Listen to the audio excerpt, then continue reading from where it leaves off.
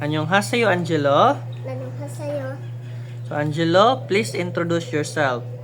안녕하세요. 저는 7살 초등학교 3학년 안젤라입니다. Okay, so Angelo, since you want to join the study room, you need to answer 10 questions about multiplication randomly.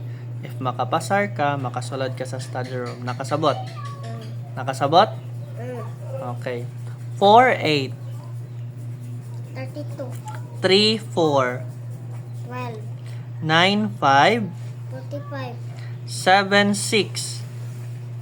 42, 2, 7. 14, 3, 5. 10, 3, 5 pila? 15, Okay. 4, 6. 24, 9, 3. 27, 6, 8. 48, 5, 4. 20. Okay, so Angelo, you got all perfect sa multiplication question sa 10 kabuok. Okay, bye-bye! Bye-bye.